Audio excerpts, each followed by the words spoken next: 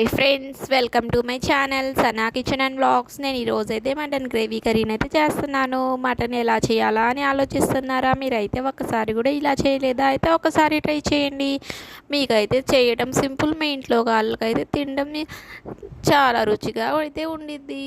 పదండి మన రెసిపీలోకి. ఫస్ట్గా అయితే నేను కేజీ మటన్ అయితే తీసుకున్నాను. బాగా అయితే వాష్ చేయండి. 2-3 సార్లు అయితే వాష్ చేసేసుకున్నాను. తర్వాత దీంట్లోకి ఒక ఉల్లిగడ్డ అయితే వేసాను. తర్వాత అల్లం వెల్లుల్లి పేస్టు, పసుపు, ఉప్పు, 2 పచ్చిమిరపకాయలు అయితే వేసుకోండి. లాస్ట్గా అయితే ఇదంతా పొంగిపోకుండా కొంచెం ఒక స్పూన్ ఆయిల్ అయితే వేసేసుకోండి. తర్వాత అయితే పప్పు కుక్కర్ అయితే మూత అయితే పెట్టేసేయండి. దాని తర్వాత అయితే లేత మటన్ అయితే 7-8 విజిల్ రానివ్వండి. ఇంకో ముదురు మటన్ అయితే ఇంకో విజిల్ అయితే ఎక్కువే రానివ్వండి.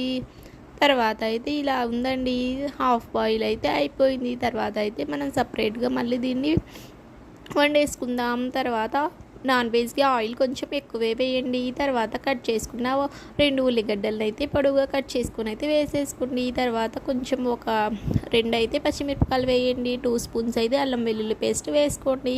కొంచెం పసుపు వేయండి. తర్వాత అయితే నేను మటన్ మసాలా అయితే వేసాను. లాస్ట్గా అయితే కొంచెం ఉప్పు, కొంచెం కారం అయితే వేసేసుకోండి. ఇదంతా బాగా వేగిపోయిన తర్వాత అయితే మనం కుక్ చేసుకున్న మటన్ అయితే వేసేసేయండి. ఇంతేనండి, చాలా ఈజీగా అయితే చేసేసుకోవచ్చు. తర్వాత అయితే ఇదంతే వాటర్ అంతా బాగా అబ్జర్వ్ అయిన దాకా అయితే మీడియం ఫ్లేమ్లో అయితే బాగా ఉడికించండి. మధ్యలో కొంచెం కొంచెం ఒక్కొక్కసారి అయితే ఇలా కలిపేసుకోండి.